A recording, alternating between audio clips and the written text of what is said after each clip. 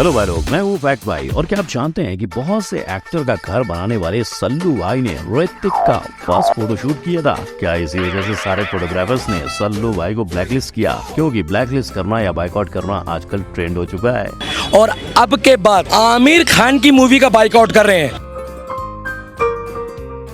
पर क्या आप जानते हो कि 1975 में सदी के महानायक अमिताभ बच्चन को भी 15 साल तक ब्लैकलिस्ट कर दिया गया था। और इतने मशहूर सेलिब्रिटी की ब्लैकलिस्ट होने के पीछे हाथ था गांधी परिवार का। अब बिग बी जैसे इतने मेहनती आर्टिस्ट ब्लैकलिस्ट हो सकते हैं, तो आजकल के लौंडे क्यों पीछे रहे? नंबर 1, सलमान खान।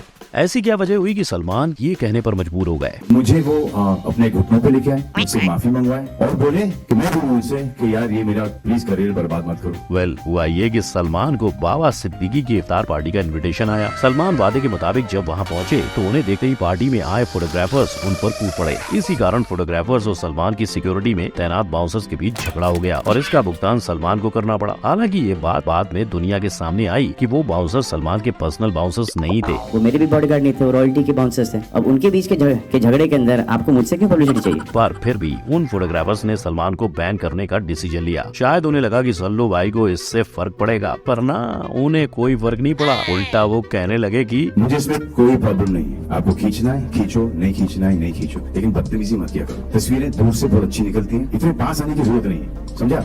इन्होंने ये भी कहा कि अगर मुझे ब्लैकलिस्ट करना है तो पूरा करो, क्योंकि मैं अब ऐसी हरकत करूंगा कि आप फोटो खींचने पर मजबूर हो जाओगे। अब आप ही बोले कि भाई ऐसा करेंगे तो कौन फोटो नहीं खींचेगा। Number 2, Rashmika Mandanna.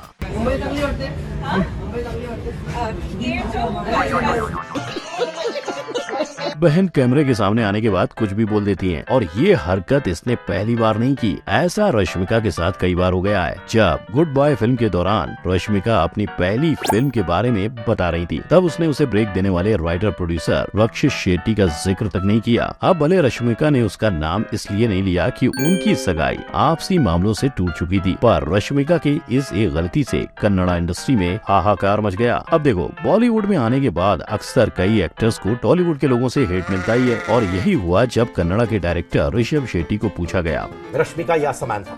Samantha, I like her performance. अब उनकी ये ब्लैकलिस्ट वाली कहानी कितने दिन चलेगी, ये तो पुष्पा 2 आने के बाद ही पता चलेगा। चलते की। नंबर 3, शाहरुख खान। SRK ने लगाया फराह खान के पति को थप्पड़। ये न्यूज मीडिया वालों के हाथ लगते ही तूफान मच गया। अब हर जगह ये खबरें उठने लगी कि फराह ने SRK को बाइकआउट कर दिया। बात इतनी बढ़ी कि ऐसा कुछ नहीं हुआ, ये साबित करने के लिए फराह ने अपनी अगली मूवी के लिए किंग खान को साइन किया और मूवी रिलीज करके ये टॉपिक बंद कर दिया। लेकिन ये सुनकर आप हंस पड़ोगे कि उसके बाद हैप्पी न्यू ईयर के पूरी टीम को ही मीडिया ने बैन कर दिया।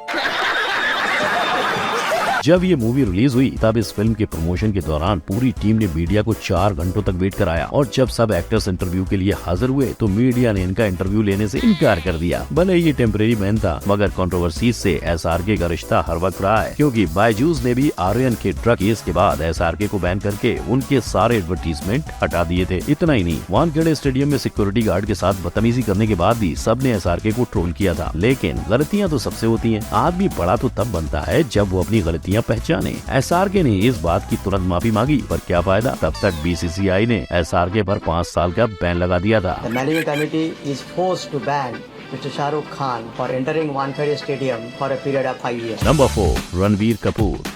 दोनों को परफ्यूम की जरूरत नहीं है, परफ्यूम इनसे बनते हैं। देखो, ये शाही अंदाज वाले कपूर घराने के चिराग औरतों की सुंदरता के बारे में बोलने से बिल्कुल भी नहीं थकते, लेकिन जब बात आती है मर्दों की तो देखिए ये क्या क्या करते हैं। तो ये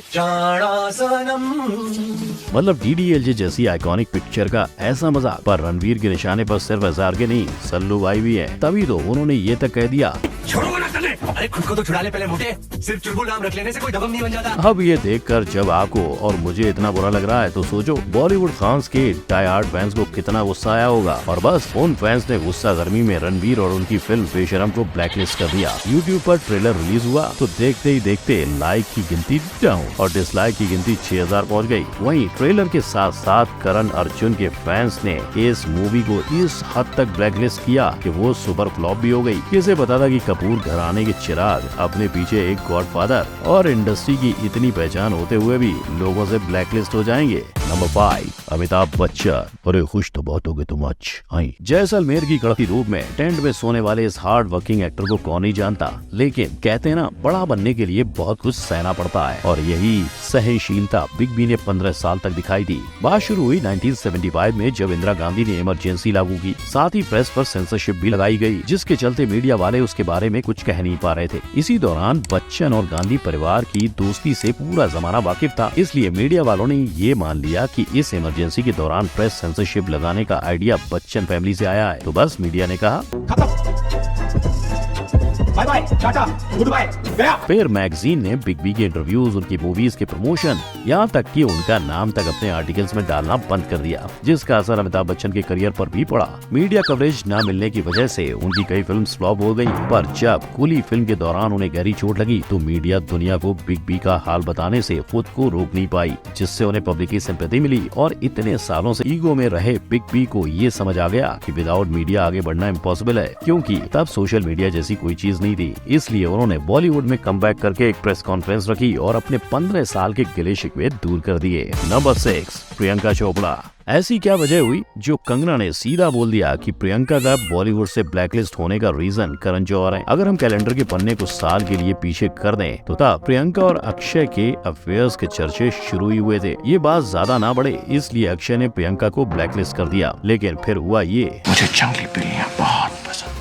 इस वजह से एसआर के फैंस तो दुखी हो ही गए, लेकिन उनसे ज्यादा दुखी दो और चेहरे थे। कहते हैं करण जौहर ने ये तक कह दिया कि प्रियंका तो बस दूसरों के फेम से अपना नाम आगे कर रही हैं और धीरे धीरे वो बॉलीवुड इंडस्ट्री से ब्लैकलिस्ट होकर हॉलीवुड चली गयी। अब ये राज कितना सच है वो तो प्रियंका ही बताएंगी। ये राज भी उसी के साथ चला गया।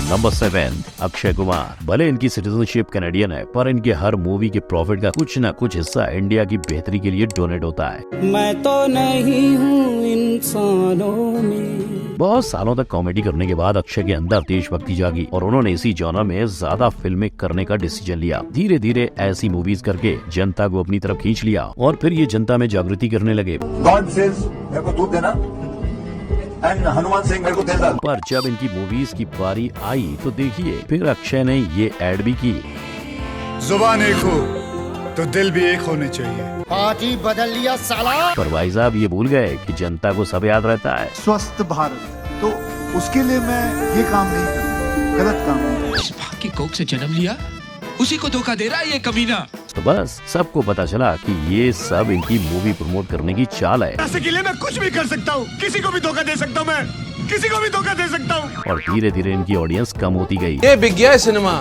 ये फिल्मों में कुछ नहीं रखा। और आखिर में लोगों ने इनकी मूवी को ब्लैकलिस्ट करना शुरू किया। अब कुछ ना कुछ तो करना ही है, इसलिए अब इन्होंने ये नई ट्रिक ढूंढ ली है। हाथ जोड़ के उन लोगों से विनती करना चाहता हूँ, भाई बैन करके किसका नुकसान, देश का ही नुकसान। नंबर 1, कार्तिक आर्यन। क्या आप जानते हो कि कार्तिक आर्यन का रियल नाम कार्तिक तिवारी है? इतना ही नहीं, कार्तिक को पोएट्री और राइटिंग के साथ साथ मूवी डायरेक्ट करने में भी दिलचस्पी है। शादी एक प्यास है, कभी कभी शादी छाछ है।